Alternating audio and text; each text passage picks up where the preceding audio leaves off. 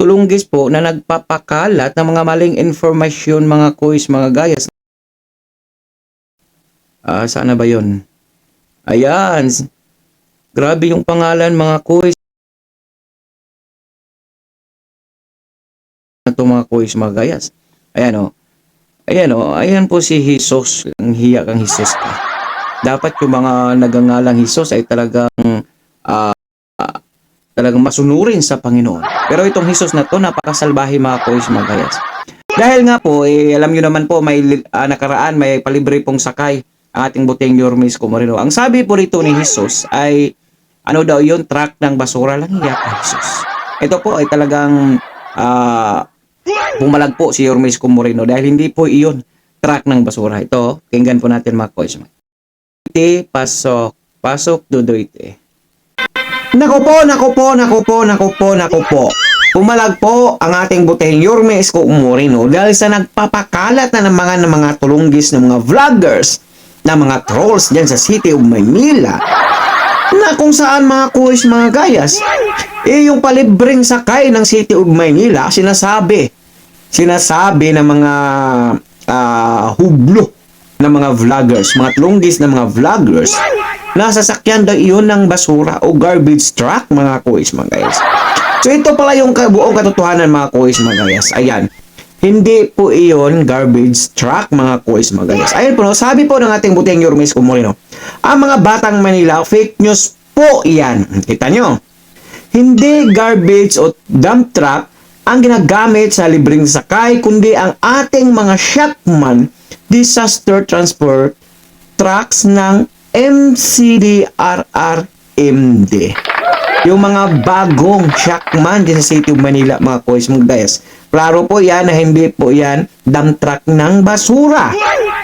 Ang specialized trucks na ito ay ginagamit natin sa mga search and rescue operation at emergency response ng ating lungsod sa tuwing may kalamidad, at ngayon ay ilan lamang sa mga sasakyang nakadeploy para pansamantalang tumulong sa mga pasaherong apektado ng tigil pasada.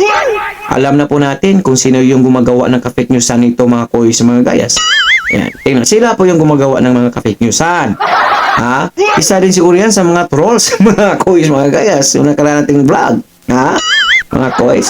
Alam nyo kasi, kahit anong paninira nyo dyan sa City of Manila, hindi maniniwala yung taong bayan, yung mga Manilinyo sa inyo. Kasi nakikita po nila, yung serbisyong 24/7 ni Yormes Comarino. Kasi yung iba nito, mga kuis, galit sila dahil nga daw si Yormes Comarino napalapit sa ating Presidente Marcos. Natural, mayor po yan. Kailangan niya po paglingkuran yung taong bayan, kailangan niya, at mahalaga ang ugnayan ng isang mayor doon sa nasyonal. Bakit? Paano na? Kagaya nga ngayon, crisis. Siyempre, may tulong sa nasyonal. Kung makikita ba ninyo, ay sinasabi nyo na agad, ito si Yormes Comarino, maka-BBM. Hindi po. Trabaho lang po yun, walang personalan, neutral po ang aming buteng Yormes Comarino.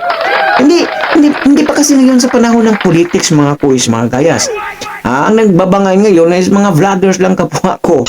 Pero yung mga politiko na yan, nagsiservisyo pa yan sa kanilang constituent, sa kanilang bayan, para mabigay yung pangailangan ng bawat isa o bawat Manilinyo, mga kuis, mga gayas. Wag po kayong magkamali na sabihin mayroon pong kinampihan ang ating buteng Yormes Comarino. Hindi po, trabaho lang po yan, walang personalan, neutral po ang ating buteng Yormes Comarino. Komento po ng inyong mga opinion o reaksyon. So yun nga, nilinaw po ni Yormes Comarino na hindi po yon garbage truck o truck ng basura o dump truck. Yun po ay bagong truck na bili dyan sa City of Manila, mga kuis, mga gayas. Talagang itong Jesus Pasis ba ito, mga kuis, mga gayas? Parsis, ayan, falsis, ayan, Jesus falsis. Kakaiba ka. Mali yata. Nagkamali yata yung magulang sa pagbigay ng pangalan mo, Kasi Jesus ka, tapos yung gali mo may sa demonyo. Biruin mo, maganda yung nagawa dyan sa City of Manila. Hinahaluan mo ng kalukuhan, kademonyuhan. Nagpapakalat ka ng maling information, misleading. Kala mo naman may maniniwala sa yung manilinyo. I'm sure yung maniniwala sa iyo, yung mga supporters mong supat. Nakagaya. Kakaiba. Naalala ko. Dumaan lang to sa akin news feed sa. Sabi ng mama, tigilan niyo yung kakapangalan ng yung mga anak na galing sa Bible. Langiya, kanina lang, sinampal ako ni Moises. Kagaya rin dito itong Jesus na to eh. Jesus na to eh. Ang lakas magpapakalat ng mga maling information. Ikaw yung Jesus na pagdating doon sa taas, diretso ka sa apoy. Talagang impyerno ka. Kung nagkakamali talaga yung parents mo sa pagbibigay ng pangalan mong Jesus.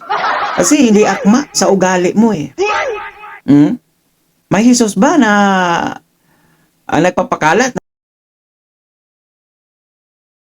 O may Jesus ba na naninira ng kapwa? Naninira? Okay lang sana kung totoo. Goods yun. Pero pa yung sinasabi mo, misleading, misinformation, fake news, malaking kasalanan yun, Jesus. Nag-iisa kang Jesus. Natulunggis, balasubas. Okay, komento po ng iyong mga opinion o reaction sa comment section ng ating video. Na-appreciate ko po lahat ng iyong mga likes, comment, and shares at subscribe sa mga quiz. Magaya sa Have a blessed